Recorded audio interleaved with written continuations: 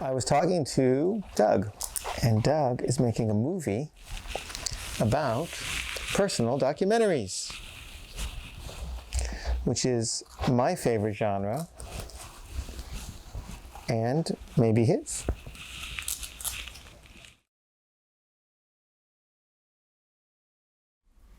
When you were growing up, did you ever think, I want to grow up and make personal documentaries?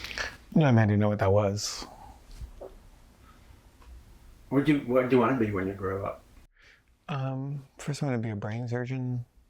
Then I wanted to be an artist or a politician. And then I wanted to be a filmmaker. In college, I decided I wanted to be a filmmaker. What kind of films? Well, at first I just wanted to make political films, actually. And, it came out of wanting to do politics and art and it seemed like a way to combine the two. So, I made like a little short film about apartheid. And it was just very propaganda-ish. Apartheid is bad. Here's why. And then I also, I only really knew Hollywood cinema. So I made some films that were just kind of I thought they were arty films, but I showed them to a teacher of mine, and he said, "This looks like a commercial." And I was really insulted, but I was like, why? I don't understand why he's saying that. But then I started thinking about it, and I was like, oh, okay. And so, just really banal, derivative kind of stuff. So how did it become, how did you get into doing these more and more personal films?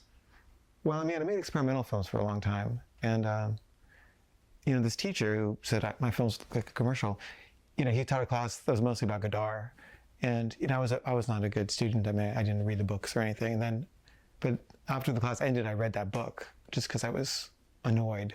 And then it just kind of opened my mind, the form and the ideological implications of the form.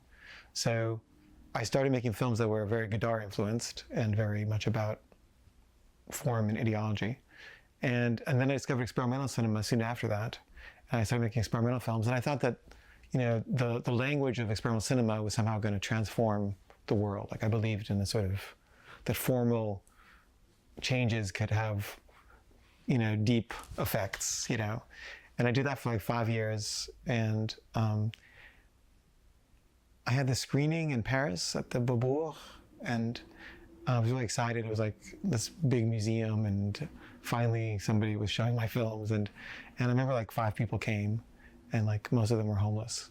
And I just got really bummed out about the lack of an audience for what I was doing.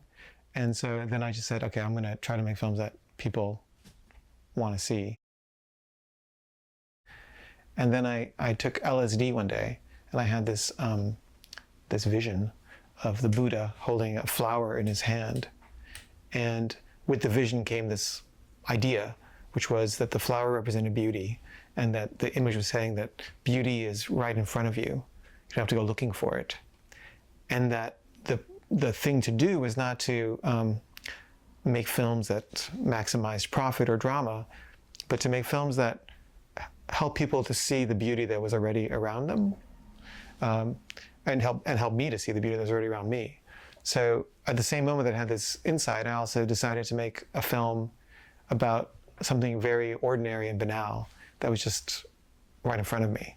And I just said, I'll just make a film about the most recent crush I've had on somebody, because it's universal but also ordinary. And so I just asked the girl if she would play herself, and I asked her boyfriend if he'd play himself, and I played myself. And my friend Greg played himself, and we did it together. And it did well. It was well received, it was funny, it worked.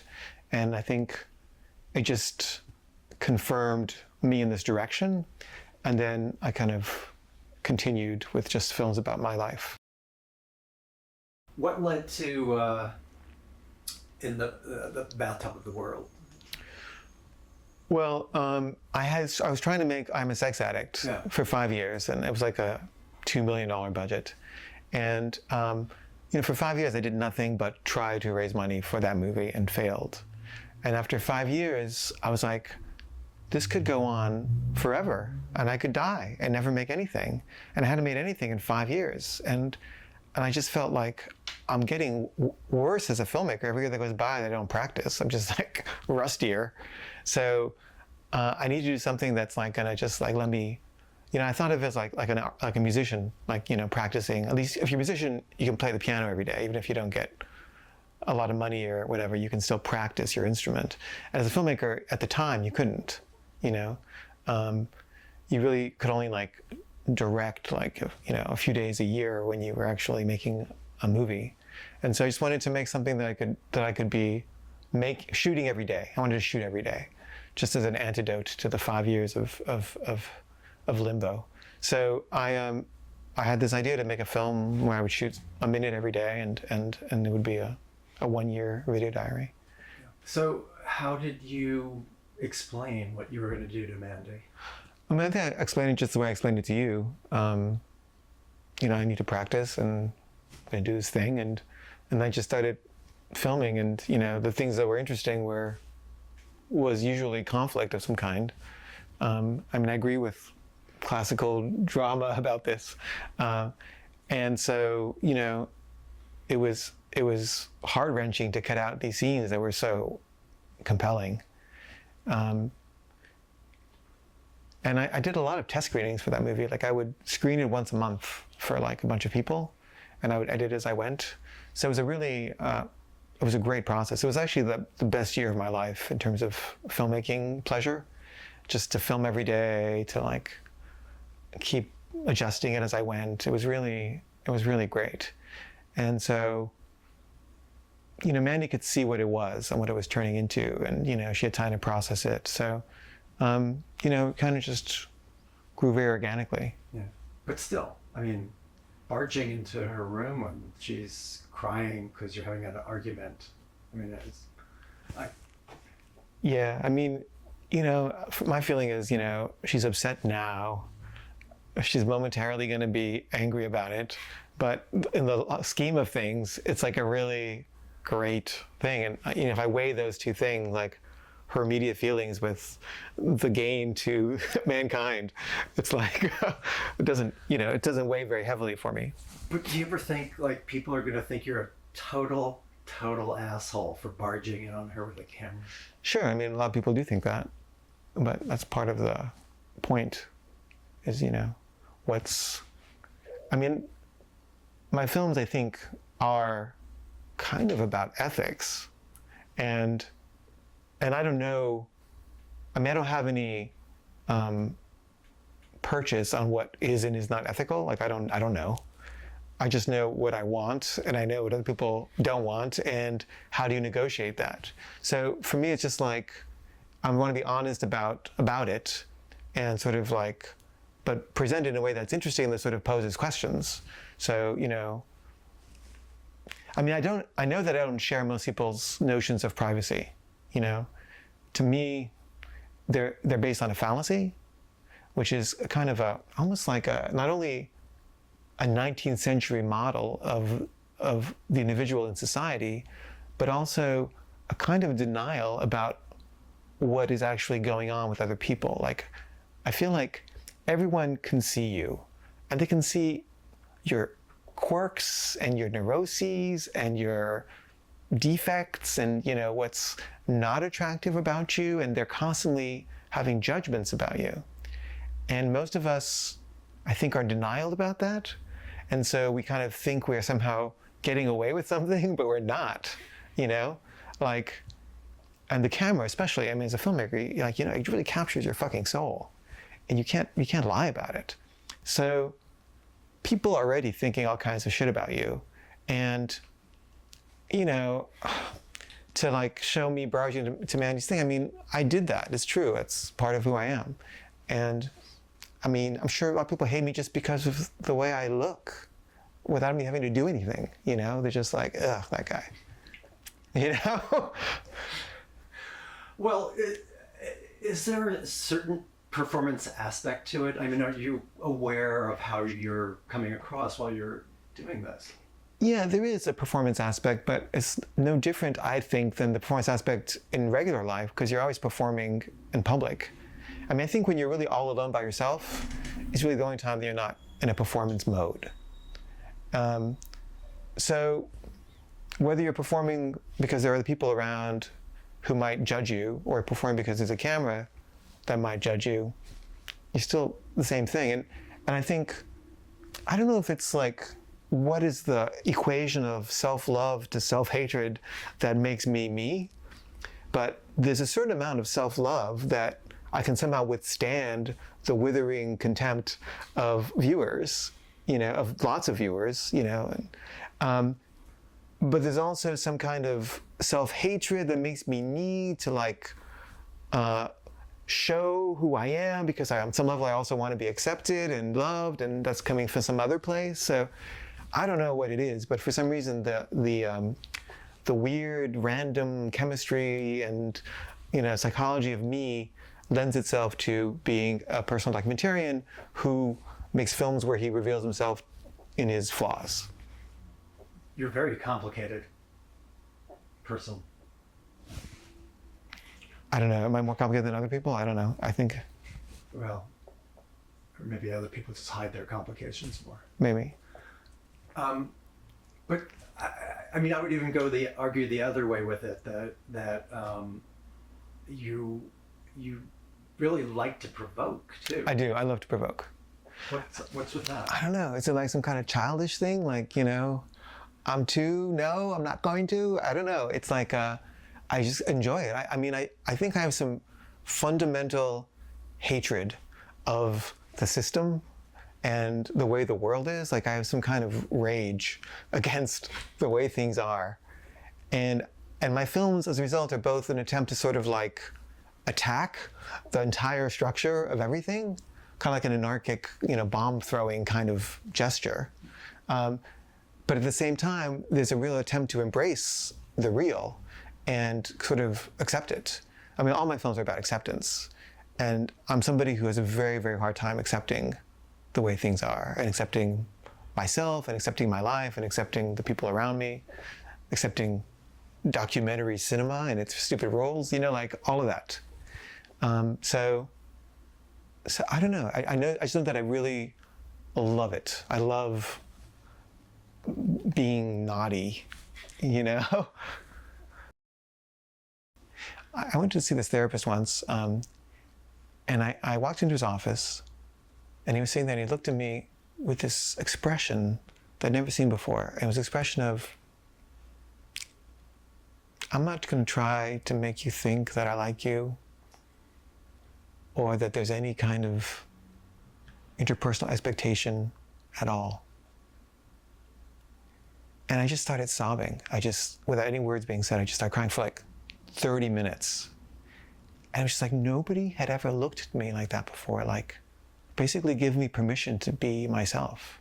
Like, he was basically saying with his face, no need for a mask. I'm not going to do one. You don't have to do one either. And it's kind of that experience that I'm always sort of seeking. Like, how can I take off the mask and make it okay for other people to take off the mask? I mean, I realize this myself in my films. A certain willingness to be like a jerk gives others permission to feel, I mean, they relate to it. Yeah. That's how often, people think of themselves. Right, and it's what's repressed in our culture. I mean, art is always about what's repressed in the culture. It's always about how do we look at or accept this thing that is not acceptable. And it keeps moving, it's a constantly moving edge. And so yes, I'm always looking for that place that's not acceptable, because that's what's interesting. What is your goal with it? You're not making money on these films. You're not getting large audiences. What are you after? I mean, I want money and large audiences. I keep trying. I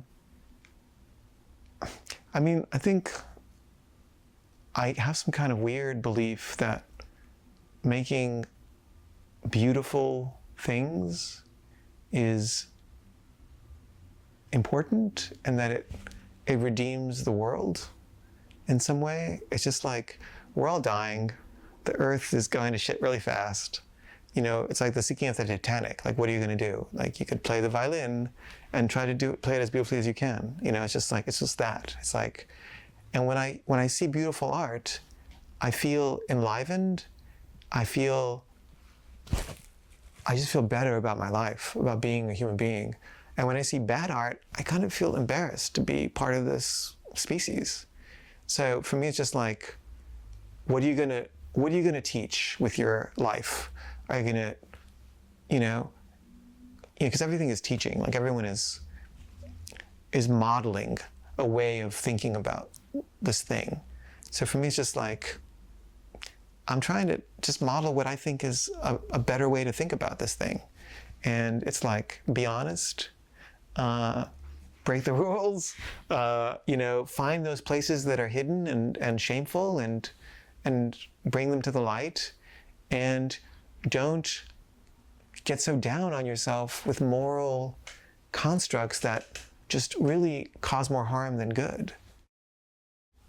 You know, so much about personal documentary filmmaking is walking that tightrope.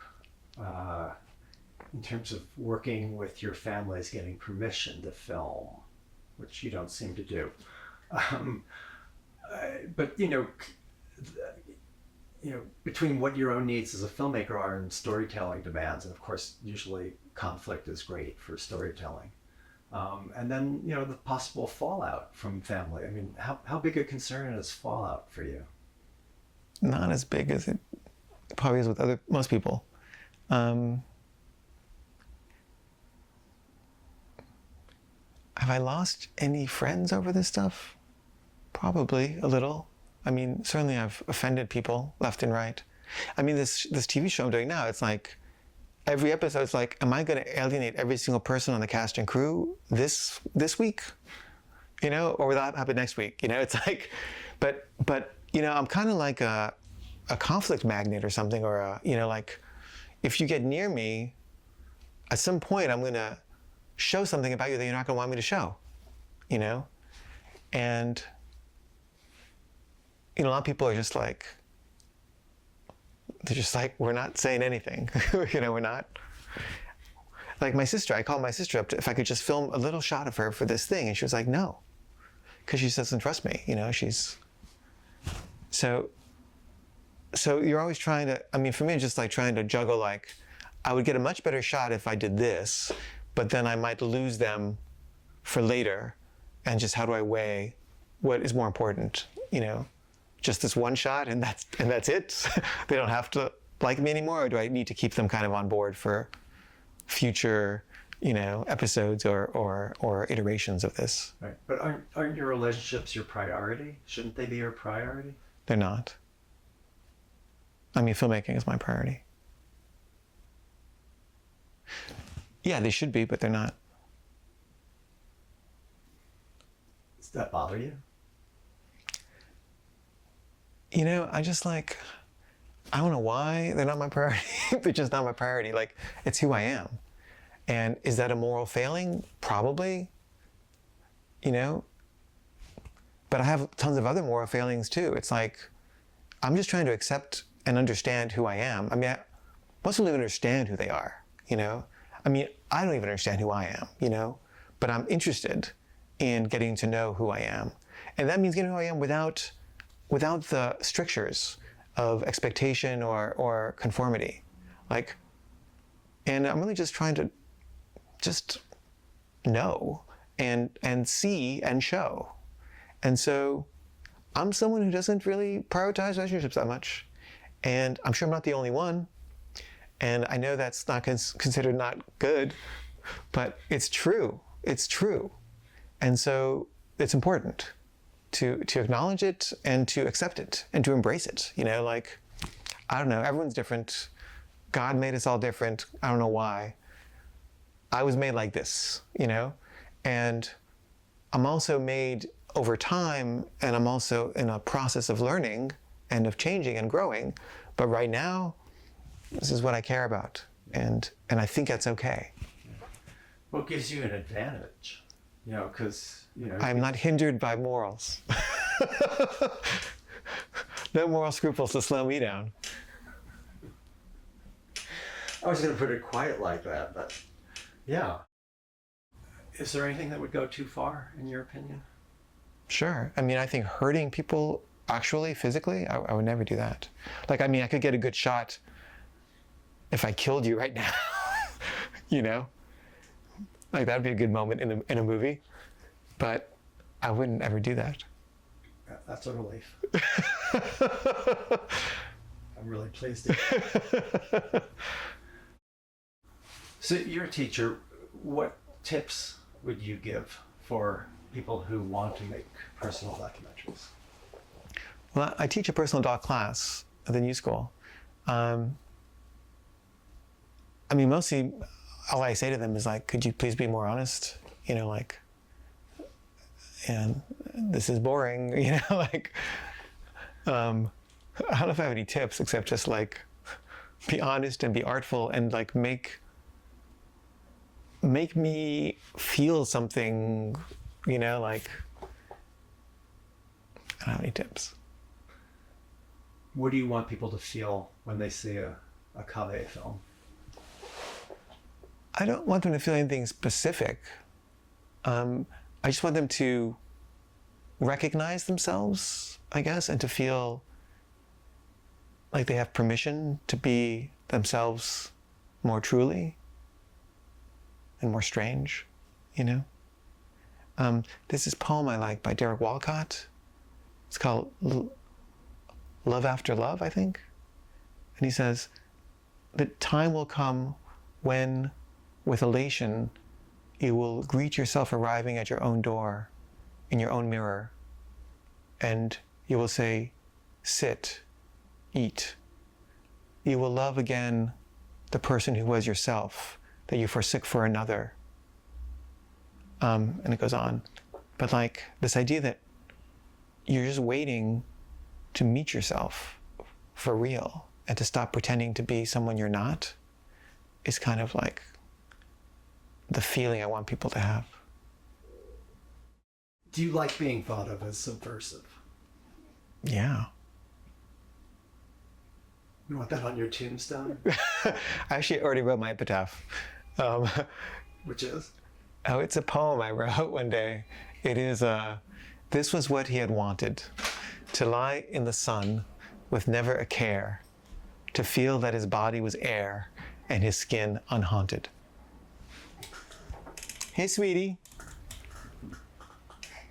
What's the matter? What's the matter? What happened? Come here. Oh, sweetie pie. What happened? What happened? Do you need something? Do you want to take your shoes off? Yeah. Okay. Here you go.